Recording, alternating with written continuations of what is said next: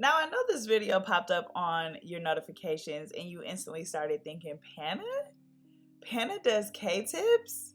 I'm here to tell you guys, I don't actually do K-tips, but once I found out that the girls were paying $2,000 to get K-tip extensions, I said, oh baby, it's time for me to get in the field. So today, guys, this is gonna be my very first K-tip install that I have ever done. And you guys are gonna learn with me. I'm gonna show you guys what I did correctly and what I didn't and how I ended up getting to this finished look. It's definitely giving natural and it's not too bad. So let's get right into it.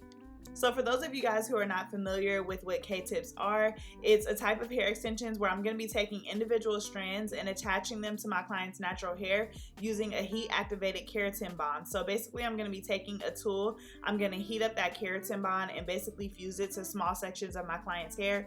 It's going to add density, it's going to add some length for her, and these extensions last up to 3 to 6 months, so it's super important that you start off on a fresh, clean canvas. So initially, Curlsqueen reached out to me and they were like, oh, we want you to try our K-tip extensions. And I was like, okay, like I don't do K-tips, but I can go get my hair done and you know, we can work it like that.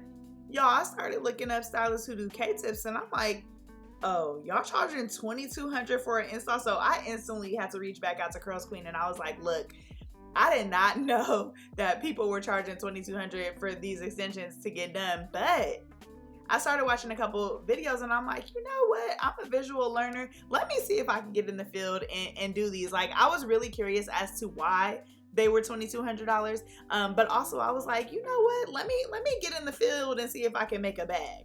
So Curlsqueen literally sent me over every single thing that I need. The only thing that they didn't send was the heat shield, which you pretty much need when you are using the heating tool and heating up those bonds.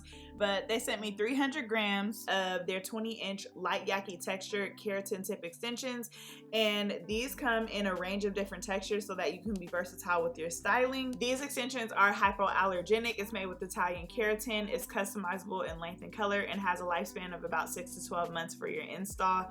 I absolutely love the texture of it. I love that it wasn't like silky straight. It had a little bit of texture to the extension. I always love that because it helps blend with our natural texture more. And I'm just showing you guys one full extension and how thick it was from top to bottom. Now y'all, going into this install, I literally watched one video. I'm crazy, y'all. I literally watched one video and was like, yeah, I think I'm ready. So you guys are really gonna be learning with me because honestly, I have never done K-tip extensions before. I did flat on my client's hair and I gave her a nice and healthy trim because obviously we want our install to be done over healthy hair, and it's gonna help with your blend to have your client's natural hair in the best state possible that it can be. So starting out, I'm parting out my first section, and I had done the first couple K-tips off camera just so I could kind of see, like, do I really gotta know what I'm doing? And I had decided that I was gonna cut the K-tip extensions in half because I had seen a couple photos and the bonds just looked like a little smaller, and that was kind of what I was going for. But halfway through my install, I realized I really honestly didn't need to do that, and I actually wish that I left them in their original state that they were in. So these first couple, you will notice that the K-tips are really small, and it just was harder for me to get it full doing it this way. So like I would say, the first mistake that I made was definitely cutting these in half. And then also you want to make sure that when you're using this heat guard that you actually clip it up, because I didn't clip it up for these first couple ones and I was like, why is my shit not like holding where I needed to hold? But then I was like, oh y'all, they're using a clip to hold it. So yeah, those are the first couple mistakes that I just made right off the bat. But honestly, those first two bonds are looking bomb already, especially as a beginner. But basically, you guys can see here, I'm taking this heating tool and I'm just heating up where that keratin bond is. And you need to work pretty quickly. You're basically going to take your fingers and roll it, and boom, it is attached to the hair. It actually is not super hard to do. It's just extremely tedious. And as I started doing it, I was like, okay, you know, initially I was like, there's no way that this takes like 6 hours. But as I started doing it, I was like, oh baby, we finna be here all day and night. Now here you can very clearly see what I mean when I say you need to clip that heat shield up. And the cool thing about these is, like, if a bond messes up or you know, you don't put it on correctly, you can kind of just reheat it and it'll become flexible again. You can move it around how you need to. So I did have to do that a couple times just to make sure that it's blended with her natural hair properly. But after I did this first row, I was like, okay, this is not bad, y'all. These are my first ever K-tip extensions. Like, I'm actually really impressed with this. And I was like, okay, we might be onto something here. Now, pulling it upward, you guys can see that you're not able to detect it in the back at the nape of my client's neck, which is what I was going for. I basically left out leave out on the sides and underneath, just to kind of give her room to obviously hide those K-tip extensions. And I'm really excited for you guys to see the way that the rest of these turned out. Now, when I say tedious, it's because I'm parting out my next row and we're literally just gonna repeat everything that we did in the first row, and we're gonna do that over and over again. I did leave a little bit of hair in between these first couple rows just to kind of leave me some room to play around with the density of the hair should I need to. And so yeah, as I kept going on, I actually started getting better at these, and this is gonna give you a real clear view of how I'm gonna roll that heated up keratin tip with my fingers. You do need to move fast on that part because once it dries, it's pretty much set in place. But yeah, let's talk a little bit about Curlsqueen. If you're not familiar, I've worked with Curlsqueen a few times in the past actually, and what I love most is that they offer a wide variety of textures to match our natural curls. So whether you are a 3B, a 4B, 4C, have a bunch of textured extensions to match your curl pattern, and I love the wide variety of extensions that they offer. So they do boho hair for braiding, they have wefted hair. As you guys can see here, I'm showcasing their K-tip extension, so make sure you guys check out Curlsqueen. The quality of their products are amazing. Packaging is literally A1, probably my favorite packaging from any extension company. So I'll make sure that I link all of their information in the description section down below for you guys to check them out. Now, as I work my way to the top, I am going to show you guys how I parted out pretty much the whole entire perimeter of my client's head, just to make sure that she's able to wear it in a ponytail or wear it down.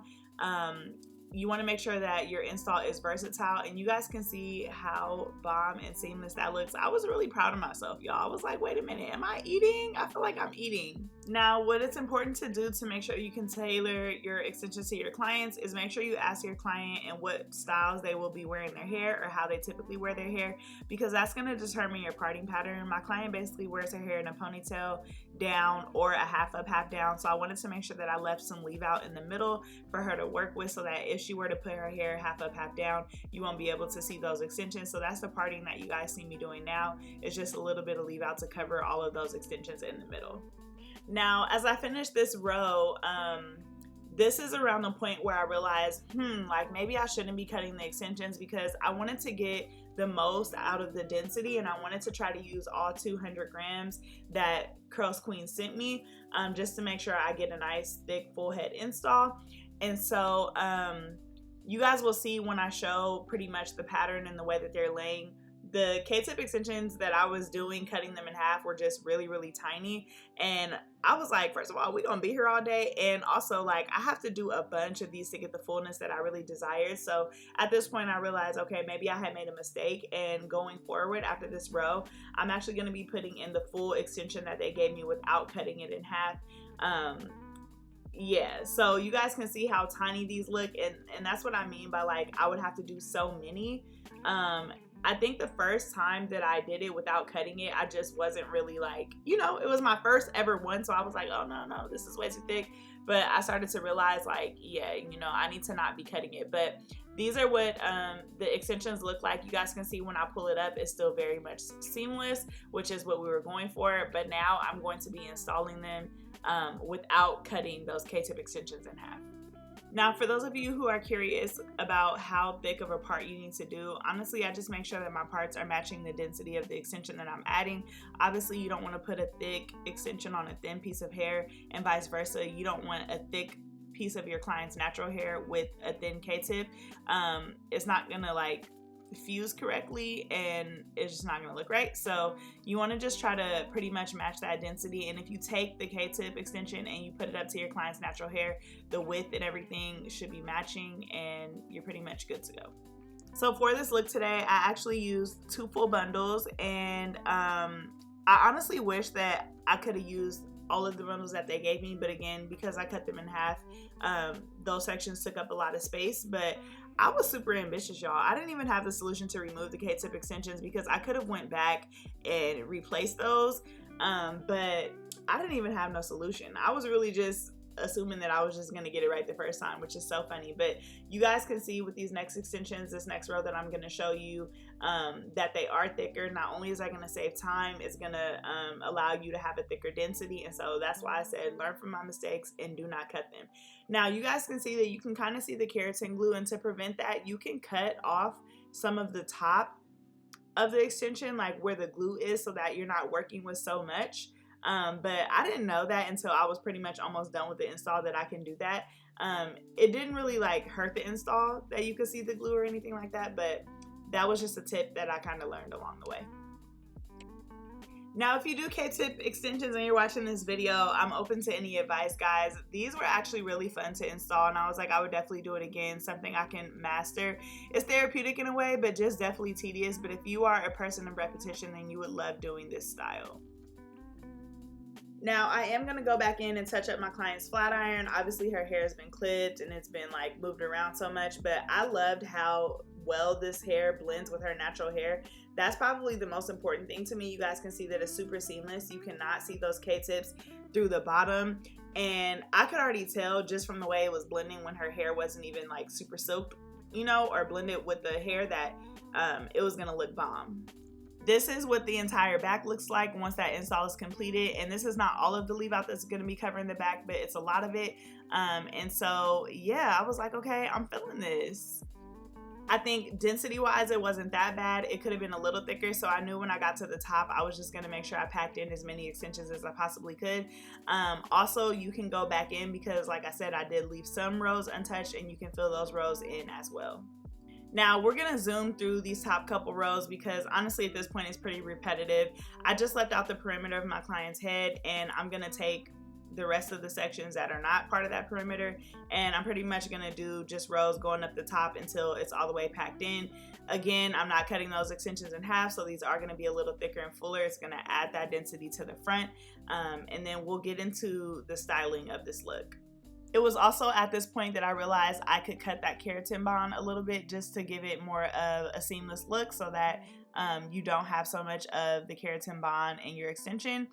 So you guys will see me cut it at the top so you guys can just see what I'm talking about. I'm just going to cut that little top tip off. You don't want to cut off too much because obviously you don't want to ruin the bond, and you have to make sure that you have enough to attach to your client's natural hair. So that can be a little tricky, but it is something that you can do to kind of like, yeah, just minimize the amount of that keratin bond that you have. So these are her extensions, and they're super natural. It's definitely giving like her natural real hair. I did go ahead and layer it a little bit in the front, just so that it would blend as best as possible. But I did realize after the fact that it was a little thin, so I had her come back in the next day and I actually added some extensions to it. But even me just blending this, like, look at the blend, guys. It looks amazing. It looks bomb for my first install. Like, I was really blown out the water that I even completed this. I'm like, wait a minute, you know, like no class or anything. I think that's pretty impressive.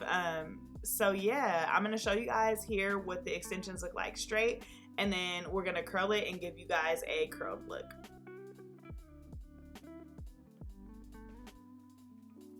Lastly, I'm gonna go ahead and curl it. I was nervous for the curls, y'all. Curling is definitely not my strong suit, but I feel like I'm getting better at it. I just obviously have to do it more, and I curl with the flat iron. I know a lot of people use like an actual curling iron. I really haven't mastered that yet, so I just use my flat iron for these curls, but I was going for something really soft, not anything too tight. And so I'm gonna get into the last finished look with the curls. I'm also gonna show you the versatility of the install. I'm gonna show you guys how you can put it up and it can pretty much be seamless. But do keep in mind that, like I said, she came back in and I added in a little bit of that last bundle, so she has about 2.5 bundles in, just because, you know, I just wanted to give her a little bit more fullness. But it was definitely giving natural hair. My client loved the install, which is the most important thing, and I love how easy this hair was to blend with her natural hair. That made this whole entire process just super easy. So this is what my client's hair looked like with the curls. I love how natural it looks. If you guys like this install, let me know in the comment section down below. If you've ever done K-tips and you have any tips for me, let me know in the comment section down below as well. As always, thank you so much to Curlsqueen. This beautiful install is just a testament to the quality of their hair. So make sure you guys go ahead and check them out in the description section down below. And as always, guys, I'm out. I will catch you guys in my next video.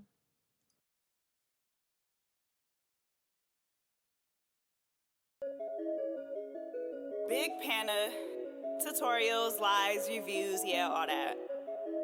BreAunna, not the little one. Hey, what you mean? Big box braids on your top, yeah, add it up. Gang finna hit a milli, yeah, add it up. Penna, can you post a vid? I've been really booked and busy, but I got you, sis. Big subs, box braids, and they tug. Dropping gems, tell your friends, yeah, let's run it up. Big likes, drop a comment or we finna fight. Cause why wouldn't you like, comment, and subscribe to my video?